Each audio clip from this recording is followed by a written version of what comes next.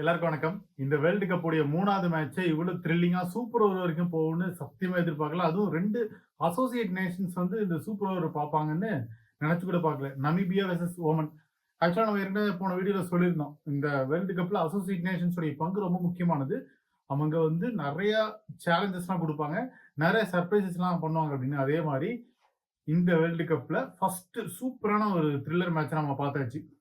So இந்த மேட்ச்ல நடந்த சில முக்கியமான டாக்கிங் பாயிண்ட்ஸ்லாம் என்ன அப்படின்றது தான் நம்ம இந்த வீடியோல பார்க்க போறோம். நமீபியாவுடைய ஒரு முக்கியமான பவுலர் அவர் என்ன பண்ணாரு, டக்குன்னு இந்த டாப் 3 விக்கெட்ஸ் எடுத்துட்டாரு. அவர் தான் ட்ரம்பிள்மேன். இப்போ ஓமானுடைய ஓபனர்ஸா காஷ்யப் பிரஜபதியும் நசீம் குஷும் இறக்குனாங்க. இந்த 2 பேரோட விக்கெட்ஸையும் ரூபன் ட்ரம்பிள்மேன் தான் எடுத்தாரு. ஃபர்ஸ்ட் காஷ்யப் பிரஜபதி நியூ பாலா ஃபர்ஸ்ட் பால் போட்டாரா, அது இன்ஸ்விங்கிங் ஹாஃப் வாலி பாலா போயிடுச்சு. லெக் சைடா வந்த பால ஃப்ரண்ட் ஃபுட் ஒர்க் பண்ணாரு, அது பேட்ல ஹிட் ஆகி எல்பிடபிள்யூ ஆயிடுச்சு. அடுத்ததான் நம்பர் 3 பேட்ஸ்மேன் உள்ள வராரு, அவர் தான் அகிப் இலியாஸ். இங்கேயும் ஒரு இன்ஸ்விங்கிங் பால் தான் போட்டாரு, ஆனா அது யார்க்கரா போயிடுச்சு. மிடில் ஸ்டம்பா வந்த பால பேக் ஃபுட் டிஃபெண்ட் பண்ணாரு, கடைசியா அது எல்பிடபிள்யூ போயிடுச்சு. மறுபடியும் ரூபன் ட்ரம்பிள்மேனுக்கு ஒரு அருமையான விக்கெட் கிடைச்சிருச்சு. ஸோ கண்டினியூஸா ஒரே ஓவர்ல, அதாவது முதல் ஓவர்லயே 2 பால்ல விக்கெட் எடுத்துட்டாரு ட்ரம்பிள்மேன். அது உண்மையிலேயே கேம் சேஞ்சிங் மொமெண்டம். அதுக்கப்புறமா ஒரு முக்கியமான விக்கெட் எடுத்தாரு, அதுதான் கேப்டனான நசீம் குஷியோட விக்கெட். அவருக்கு ஒரு லென்த் பால் போட்டாரு, அவுட் சைட் ஆஃப் ஸ்டம்பா வந்த பால ஃப்ரண்ட் ஃபுட் டிரைவ் பண்ணாரு, அது டைம் மிஸ் ஆகி மிட் ஆஃப்ல இருக்கிற எராஸ்மஸ் கிட்ட கேட்சா போயிடுச்சு.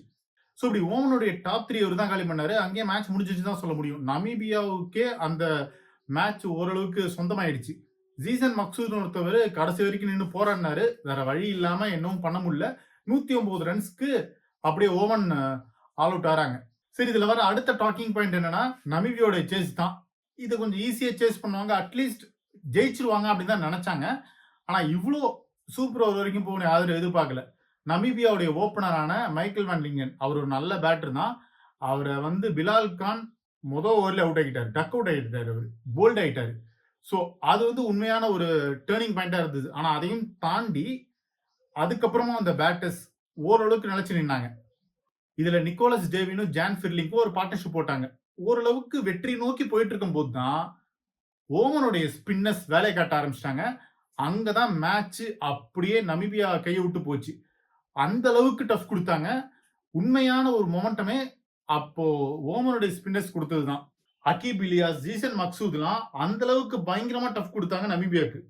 ஸோ கடைசியா முக்கியமான பேட்டர்ஸ்லாம் அவுட் ஆகி லாஸ்ட் ஒரு பால்ல 2 ரன்ஸ் அடிச்சா வின்னுன்ற நிலைமை இருக்கும்போது டேவிட் விஸ் வின்னிங் ஷாட் அடிப்பார்னு பார்த்தா கடைசியில் அது பைஸ் ஆயிடுச்சு, 1 ரன் போயிடுச்சு. ஸோ இப்போ சூப்பர் ஓவர் ஆயிடுச்சு. அங்கதான் டேவிட் விஸ் மறுபடியும் யாருன்னு ப்ரூவ் பண்ணாரு. இந்த அளவுக்கு பல T20 லீக்ஸ்ல விளையாண்டுருக்கல டேவிட் விஸ், ப்ரூவ் பண்ணிட்டாரு. அடிச்சாரு பாருங்க அந்த சூப்பர் ஓவர்ல, கரெக்டா வந்து இறக்குனாங்க நமீபியா. 21 ரன்ஸ் போச்சு. நம்ம டேவிட் விஸ் தான் வந்து 4 பந்துகள்ல 13 ரன்ஸ் அடிச்சாரு. மறுபடியும் அவரே சூப்பர் ஓவர்ல பவுலிங் பண்ணாரு, கடைசியா 10 ரன்ஸ் தான் அவர் கொடுத்தாரு. இதன் மூலமா வின் பண்ணிட்டாங்க. இந்த வெற்றிக்கு ஒரு முக்கியமான காரணமே டேவிட் விஸோட இந்த சூப்பர் ஓவர் தான்.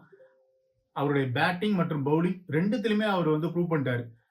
சரி, இந்த மேட்சோடைய சூப்பர் ஓவர் ஏன் முக்கியம் அப்படின்னு பார்க்கும்போது, முதல் விஷயம், இது வரைக்குமே T20 இன்டர்நேஷனல் வேர்ல்டு கப்ல எந்த ஒரு அசோசியேட் நேஷன்ஸும் சூப்பர் ஓவர்ல விளையாண்டதே கிடையாது. இதுதான் ஃபர்ஸ்ட் டைம். இன்னொரு முக்கியமான விஷயம், கடந்த ஒரு 12 வருடங்கள்ல T20 வேர்ல்டு கப்ல எந்த ஒரு சூப்பர் ஓவர் வந்தது கிடையாது. கடைசியா நம்ம பார்த்தது 2012ல. அந்த 2012ல கூட பாத்தீங்கன்னா 2 சூப்பர் ஓவர்ல நியூசிலாந்து விளையாடினாங்க. அந்த 2த்திலுமே அவங்க தோத்துட்டாங்க. இந்த 2012 குரூப் ஸ்டேஜ்ல ஸ்ரீலங்கா நியூசிலாந்துக்கு ஒரு மேட்ச் நடந்தது. அதுல 2 டீமுமே 174 ரன்ஸ் அடிச்சாங்க. அப்போ சூப்பர் ஓவர்ல ஸ்ரீலங்கா 13 ரன்ஸ் அடிச்சாங்க. டிம் சவுதி ஒரு சிங்கிள் பவுண்டரி கூட கொடுக்கவே இல்லை. ஆனா அதை சேஸ் பண்ண முடியாம நியூசிலாந்து வந்து தோத்துட்டாங்க. ஏன்னா ஆப்போசிட்ல பவுலிங் போட்டவர் லசித் மலிங்கா வெறும் 7 ரன் விட்டு கொடுத்தாரு. 7 for 1ன்னு அந்த மேட்ச்ல சூப்பர் ஓவர் மூலமா ஸ்ரீலங்கா ஜெயிச்சிட்டாங்க. அதே மாதிரி இன்னொரு சூப்பர் ஓவர் அதே வேர்ல்டு கப்ல வந்துச்சு. இங்க வந்து ஆப்போசிட் டீம் மாறிடுச்சு, அதுதான் வெஸ்ட் இண்டீஸ். ஏன்னா நியூசிலாந்து 140 ரன்ஸ் சேஸ் பண்ணும்போது சூப்பர் ஓவர் ஆயிடுது. அந்த சூப்பர் ஓவர்ல ஃபர்ஸ்ட் பேட்டிங் பண்றாங்க நியூசிலாந்து, 17 ரன்ஸ் அடிக்கிறாங்க. அதுக்கு முக்கியமான காரணமே ராஸ் டெய்லர் தான். மேர்லன் சாமுவேல்ஸ் பால்ல பவுண்டரி 6 அடிக்கிறாரு, நல்ல டார்கெட்டை ஃபிக்ஸ் பண்றாரு. ஆனா கடைசியா அந்த டார்கெட்டை ஈஸியா 5 பால் அடிச்சிடுறாங்க வெஸ்ட் இண்டீஸ். அதுக்கு முக்கியமான காரணமே கிறிஸ் கெயில் தான். ஸோ இப்படி 2 முக்கியமான சூப்பர் ஓவர் கடந்த 2012ல நடந்தது.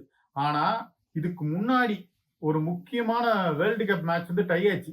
அதுதான் 2007 T20 வேர்ல்டு கப். இந்தியாவும் பாகிஸ்தானும் விளையாடுனாங்க. டர்பன்ல நடந்த அந்த மேட்ச பொறுத்த வரைக்கும் இந்தியாவும் பாகிஸ்தானும் 141 ரன்ஸ் அடிச்சிருப்பாங்க. அப்ப சூப்பர் ஓவர்லாம் கிடையாது. பவுல்ட் முறையில விளையாடுவாங்க. அப்படி பார்க்கும்போது 3:0ன்னு இந்தியன் டீம் பவுல்ட்ல ஜெயிச்சிருப்பாங்க. கரெக்டா ஸ்டெம்ப பார்த்து அடிக்கணும். அதுல வந்து ராபின் உத்தப்பாவுடைய அந்த ஸ்டைல்லாம் ரொம்ப ஃபேமஸ். அந்த வின்னிங் செலிப்ரேஷன்லாம் பயங்கரமா இருக்கும். அந்த மாதிரியான ஒரு த்ரில்லர் நம்ம பார்த்திருக்கவே மாட்டோம். இப்படி 3 முக்கியமான வேர்ல்டு கப் மேட்ச் வந்து டை ஆயிருக்கு. அதே மாதிரி இப்பவும் 4வது T20 world cup match tie ஆயிருக்கு. இதுல நமீபியா சூப்பர் ஓவர்ல ஜெயிச்சிட்டாங்க. ஸோ இனிமே இந்த T20 வேர்ல்டு கப்ல ஏதாவது சூப்பர் ஓவர் நடக்குமா? இந்த மாதிரியான த்ரில்லரான மேட்ச்லாம் ஏதாவது நடக்குமா? அப்படின்னு பொறுத்திருந்து பார்ப்போம். இந்த மேட்ச் பத்தி உங்களுடைய கருத்துக்களை கமெண்ட் செக்ஷன்ல கமெண்ட் பண்ணுங்க. இது ஒன் இண்டியாவுக்காக ஆனந்தன்.